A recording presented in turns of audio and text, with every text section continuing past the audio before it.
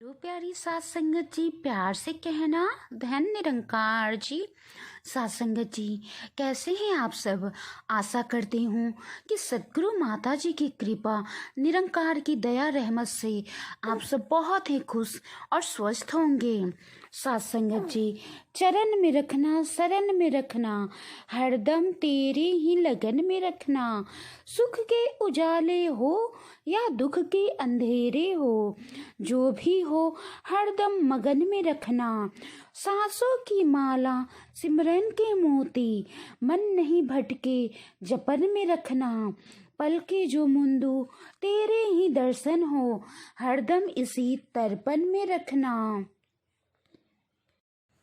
गुरु प्यारी सात संगत जी, परिस्थितियाँ चाहे कैसी भी हो, सुख हो या दुख हो, हमारी इच्छा अनुसार चाहे कुछ मिले या ना मिले, हमें हमेशा खुश रहना चाहिए, पॉजिटिव रहना चाहिए। सात संगत जी, आज की प्यारी सी साखी इसी पर है, इसे पूरा जरूर सुने। गुरु प्यारी सात संगत जी, एक बार की बात है, एक बार नारद मुनि जी अपने नारायण से मिलने के लिए जंगल की तरफ होकर जा रहे थे।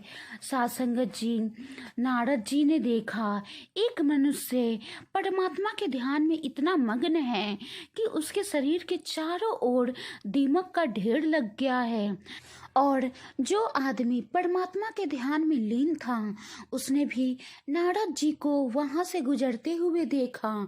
तो उस आदमी ने नारद जी को प्रणाम किया और बोला, नारद जी आप कहाँ जा रहे हैं। नारद जी ने कहा, मैं अपने नारायण से मिलने जा रहा हूँ। सात संगत जी, उस आदमी ने कहा, आप नारायण से पूछना कि मुझे मुक्ति कब प्राप्त होगी, क्योंकि मुझे ध्यान करते हुए इतना समय हो गया है कि मेरे चारों तरफ दीमक ही दीमक हो गया है, मेरे शरीर पर दीमक बैठ गए हैं, लेकिन मेरी मुक्ति अभी तक नहीं हुई है। सात संगत जी, नारद जी ने कहा, मैं जरूर नारायण से पूछूंगा। इतना कहकर नारद जी आगे निकल गए। सात संगत जी, जब नारद जी थोड़ा आगे चले तो उन्होंने देखा एक दूसरा आदमी खुशी से नाच रहा है, झूम रहा है। और उस आदमी ने भी नारद जी को देखा तो नारद जी को प्रणाम किया। और दूसरे आदमी ने भी पूछा, नारद जी आप कहाँ जा रहे हैं। नारद जी ने फिर कहा, मैं अपने नारायण से मिलने जा रहा हूँ। सात संगत जी, उस दूसरे आदमी ने भी कहा, नारद जी आप नारायण से मिलने जा रहे हैं, तो आप अपने नारायण से जरा पूछना तो मेरी मुक्ति कब होगी। गुरु प्यारी सात संगत जी, नारद जी ने भी उस दूसरे आदमी को वही जवाब दिया, ठीक है मैं नारायण से जरूर पूछूंगा कि तुम्हारी भी मुक्ति कब होगी। इतना बोलकर नारद जी अपनी मंजिल के ओर निकल पड़े। गुरु प्यारी सात संगत जी, नारद जी के जाने के बाद पहला आदमी जो ध्यान में लीन था वो फिर ध्यान में लीन हो गया। उसके चारों तरफ उसी तरह दीमक लगे हुए थे। और दूसरे आदमी अपनी खुशी से नाचने लगा, झूमने लगा। सात संगत जी, कुछ महीनों बाद नारद जी फिर उसी जंगल में आए। पहले आदमी ने नारद जी को फिर देखा, नारद जी को प्रणाम किया और नारद जी से पूछा, नारद जी आपने नारायण से पूछा कि मेरी मुक्ति कब होगी। गुरु प्यारी सात संगत जी, नारद जी ने कहा, हाँ मैंने नारायण से पूछा कि तुम्हारी मुक्ति कब होगी। तो मेरे नारायण ने कहा, मुक्ति प्राप्त करने के लिए तुम्हें 4 जन्म और लेने होंगे। सात संगत जी, नारद जी की बातें सुनकर उस आदमी ने दुखी स्वर में कहा, क्या 4 जन्म।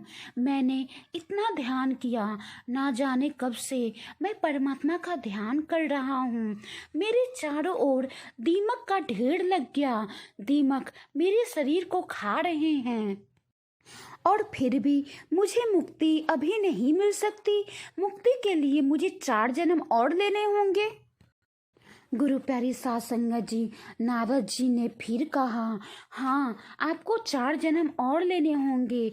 मेरे नारायण ने तो यही कहा है। सात संगत जी, इतना कहकर नारद जी फिर आगे बढ़ गए।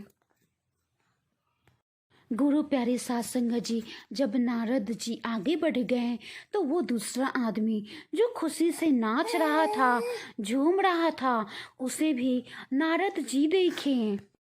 उस दूसरे आदमी ने भी नारद जी को प्रणाम किया और पूछा, नारद जी, आपने नारायण से पूछा कि मुझे मोक्ष की प्राप्ति कब होगी?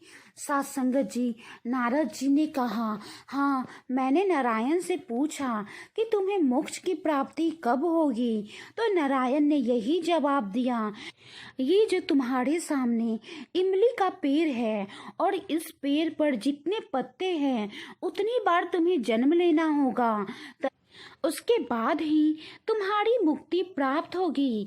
सात संगत जी, इतना सुनकर वो आदमी फिर अपने खुशी में झूमने लगा, नाचने लगा, अपने मग्न में खुशी खुशी।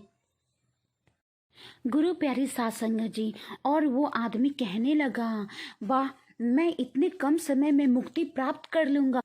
वाह रे परमात्मा, तेरी कृपा तो मुझ पर बहुत है। तेरा लाख लाख शुक्राना, तेरा धन्यवाद कि मैं इतने कम समय में मोक्ष की प्राप्ति कर लूंगा। गुरु प्यारी सात संगत जी, वो दूसरा आदमी इतना बोलकर चुप ही हो रहा था, तभी एक आकाशवाणी हुई और आवाज आई, मेरे बच्चे, तू इसी वक्त मुक्ति प्राप्त करेगा। तुझे मोक्ष की प्राप्ति अभी मिलेगी।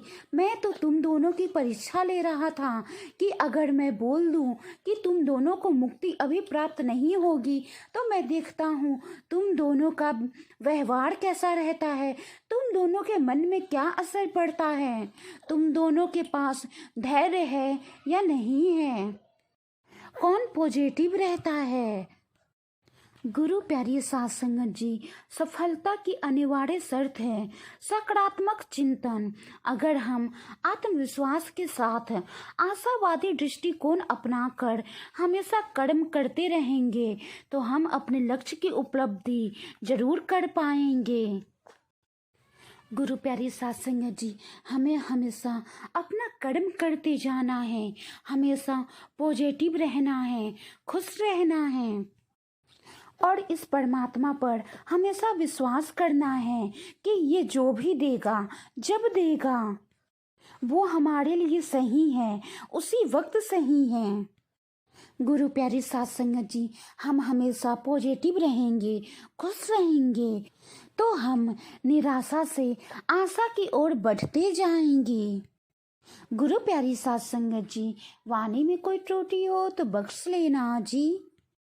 गुरु प्यारी सात संगत जी, आपको ये साखी कैसी लगी कमेंट बॉक्स में जरूर बताएं। प्यारे सात संगत जी, प्यार से कहना धन निरंकार जी। गुरु प्यारी सात संगत जी, प्यार से कहना